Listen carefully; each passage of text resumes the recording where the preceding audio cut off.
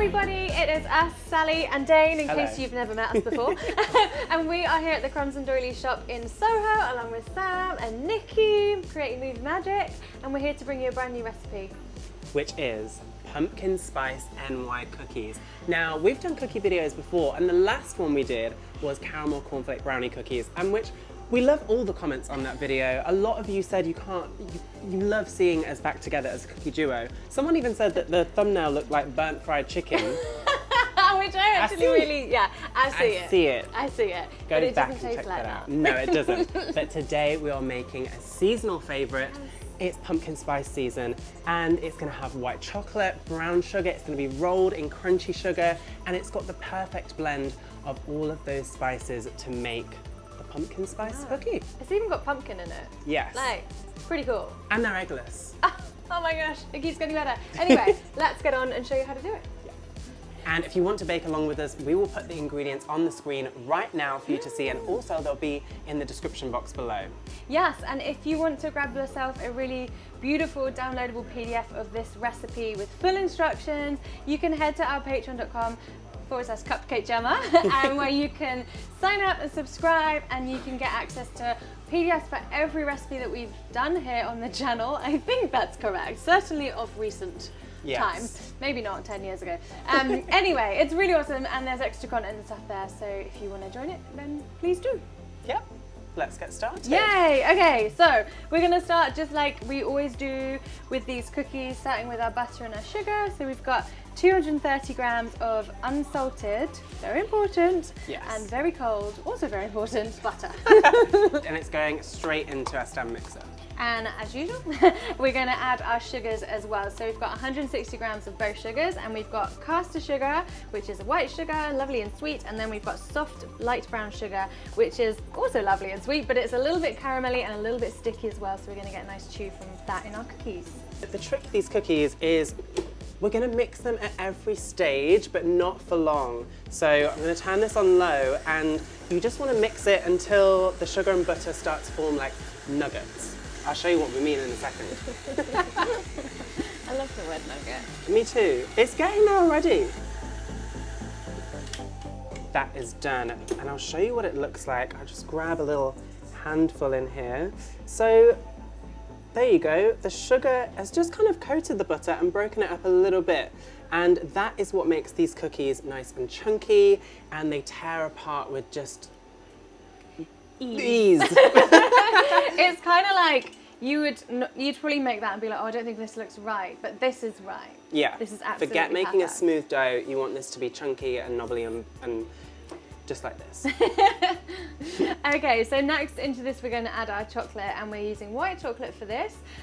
You could use any kind of chocolate, but we think white is perfect in this recipe, and we've got 360 grams of chocolate chips. You could also use like a chocolate bar that you've chopped up as well, so whatever you can get your hands on. There we go. And we'll just mix this on a low speed again, just number one, for literally 5 seconds. That is all it needs to just break in between those buttery, sugary nuggets.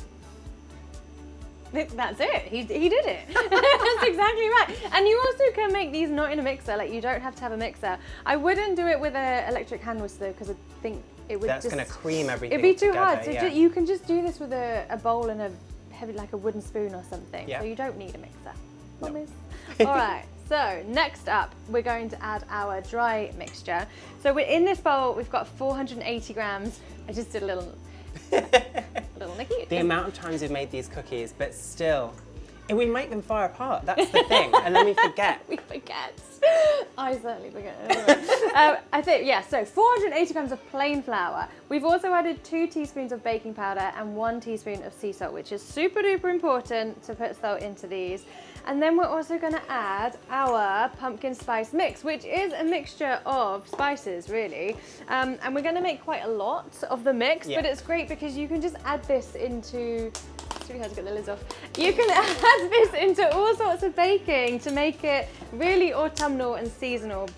So the first thing I've got here is some ground cinnamon, and this is the main sort of star of the show, I'd say. So I've got a nice big tablespoon measure here, and I'm going to start by adding 2 tablespoons of the cinnamon into here, and then we're going to go in with ginger, which is in this little one here, and we're going to add 2 teaspoons of ginger. So chuck those in there, and then we've got 1 teaspoon of both cloves here, which, you know, like, it's a kind of an odd spice, I think, isn't it? Yeah. but mixed with everything, it smells very Christmassy, like a Christmas ham. Yes.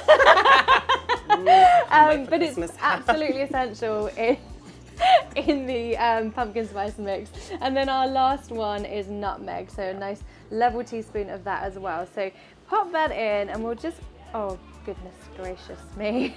That's what I was trying not to do with getting the lids off. But absolute nightmare. Well, we're not going to have enough spice mix. No, we do. Right, I've mixed it all together. Just don't look at the table, everybody. And I'm going to grab my tablespoon measure, and I'm going to put a tablespoon of this pumpkin spice mix into the flour. And then, as usual, we're just going to stir this around just to kind of evenly disperse the spice mix and the baking powder and the salt as well. Voila, it is yours. Thank you very much. And again, into the bowl it goes. And all we're going to do is mix this again on a low speed. You just want to make sure that flour just gets in between all the ingredients. You're not trying to mix it thoroughly together or make a dough at this point. It won't, because it's not wet enough. Just a couple of seconds is all it needs. I mean, what's this, like 10, 12 seconds? There we go. That's it. Yeah, it looks great. Yeah. It looks quite breadcrumby. It looks really dry, like the flour's not been like hydrated or anything, but again, this is what it's supposed to look like. So yeah. Please don't be like, oh, this just looks weird. It is weird. Okay, I've really made a mess here. That's okay, look. Okay, sorry. I'm so sorry. Right, so our last kind of thing that's going in, normally at this stage we'd put eggs in it and we'd bind it all together, and then it would look more like an actual cookie dough. But like we said before, this hasn't got any eggs in it. No, no eggs. So it's eggless. You can also make it vegan if you substitute the butter for a plant-based butter block. Yeah. Don't use spread, it won't work as well. You can get butter blocks that work really, really well, and we use those in our vegan cookies. We've also got a vegan cookie recipe on the channel. What? Dark chocolate and raspberry, so go and check that out if you want another flavour. Yes. But yeah, do that, and also you would have to substitute the chocolate as well, because that has got dairy in. I can't help it, it just does.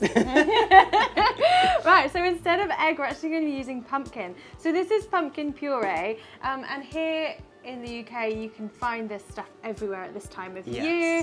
It's literally just one ingredient, it's just pumpkin that's been pureed up. Looks like mashed potato but orange.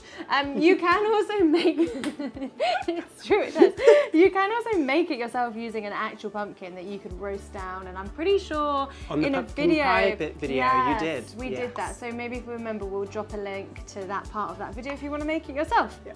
Anyway, we have got 100 grams, another little check there, of pureed pumpkin, and we're going to add in some vanilla. So just about half a teaspoon of very high quality vanilla extract, available from cupcakejemma.com. I'm not very good at winking, sorry. I can't wink, no, so don't worry. Okay, so I'm going to just pour about half a teaspoon in. There we go. And then just because we really want to make these kind of look pumpkin-y, we're going to pop a splash of orange food colouring in. Also available from Cupcake Jemma. Yes, in this set, Colour Mill. Like our favourite food colouring of all time. It's oil-based, works into every kind of medium very, very well. And we couldn't do this step without telling you that we're doing it, because we wouldn't want them to be like orangey and you'd be like, make them at home and think, they're not as orangey as the ones you made. Sometimes food colouring is essential. Exactly, we tell you all the secrets here. Exactly, so again, just going to do this by eye, and I'm just going to put a little splash of this colouring in, and I'm going to mix it all together. So I've not added loads, just a little bit, but you can see the kind of colour of it here. So you just want to kind of match it to this kind of shade, and now it's yours. Thank you. And this, you've guessed it, if you haven't, it's going straight into the mixer. And we'll just mix it on a low speed, just number one, until it starts to form a dough.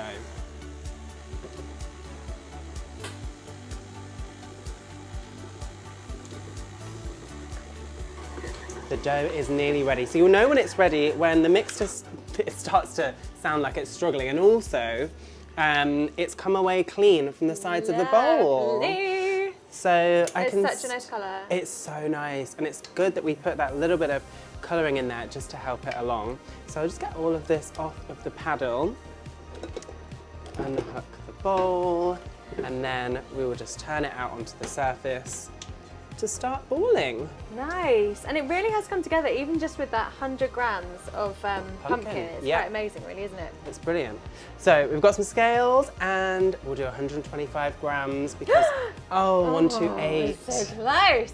128. 125 grams is the size that we serve here at Crumbs and Doilies, and it's just a great eat. I mean, you could do a little bit less. You could do bake them for a little less, but this to us is beautiful. the one. So it doesn't stop here. We're actually going to pop these in a bowl of Demerara sugar, which is the really thick, chunky, very, very sticky caramelly sugar here. And we're going to plop the ball in, and we're just going to roll it around, sort of giving it a bit of a press, but the sugar will stick to it pretty easily.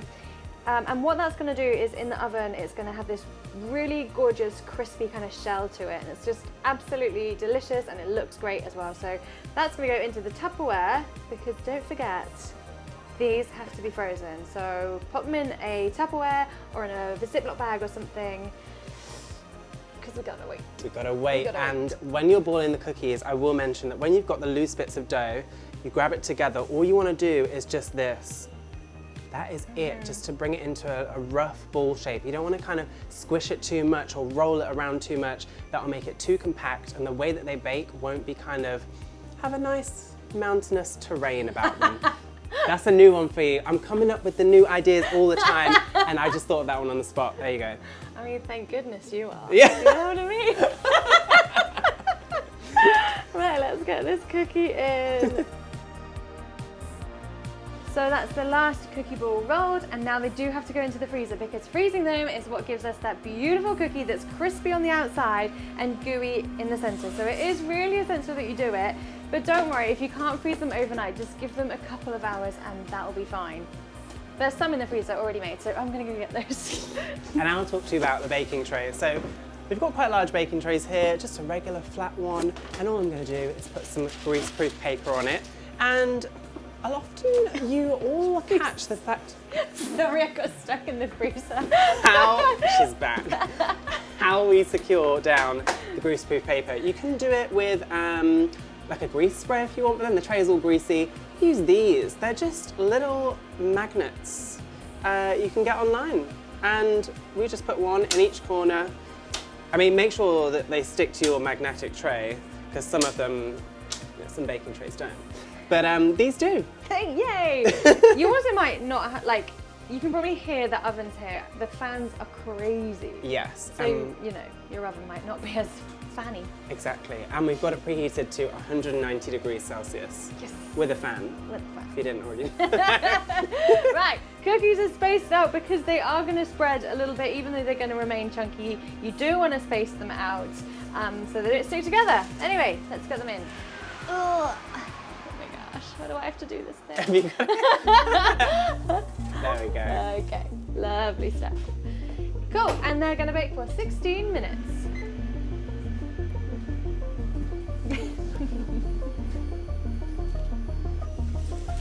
Here they are, the pumpkin spice cookies. They smell amazing. So, like, festive. So festive. This is autumn right here. Literally beautiful, and I love the look of them. I love the colour of them, and you can see how that Demerara sugar, like, it's not melted away or anything. It's stayed there, but it's kind of glittery. It's glistening. Yes, it is. So we've let these ones cool down so that they're not scorching hot and burning our mouths, but cookies are best eaten a little bit warm. They are. This one is going to go right on in my mouth. Let's show you the crack first. Oh God, sorry. Look at that. So glad. I don't know what's up with her. What's Nikki's happening? made me laugh. It was me. I have to finish this by myself. They look amazing. Look at the chocolate. They do. Look. Oozy, Stunning. oozy, oozy. And so good that we put that food colouring in there because it just gives it that extra kind of autumn leaf. Yes, autumn shade. leaf. I love that. Yeah. It's so good. He's all over it today with the descriptions. Yes. Right, I've got to eat it. Ah, the texture is so good. I think this is like, it's like more fudgy than normal. I think because of the pumpkin that's in there instead of the egg. Oh, it's delicious. So good. But it's not all fudgy. Like the outside It's crispy. is crispy and kind of more cooked, and then you get this beautiful squish in the center. Yeah. Oh wow. You wouldn't be able to tell that they don't have eggs in. Oh my god. Love it. It's really nice. It's really, really good. And if you want to get these cookies, don't forget that you can buy them on crumsanddoilies.co.uk. You can get a full box of them, and you can also get a full box of these or edit whichever flavours you want in the box. Just saying. And you can also get them here at Crumbs and Doilies in Soho as well. They're probably going to be on quite a lot of this kind of autumn season, so make sure you come down. There'll be loads of other autumnal flavours of cupcakes and cookies and whatnot going on as well. The best thing about this shop, they change the menu every single week. So whenever you come, always something different. Do you know what else has got good recipes? The Crowns and Doilies book. But exactly. There's loads of cookie recipes in here, not just New York cookies, but some of our firm favourites like the cute little cookie cups, the amazing chewy chocolate chip cookies. So, you know, it's not Christmas, but still get yourself a treat. And my favourite New York cookies in there too. The apple one.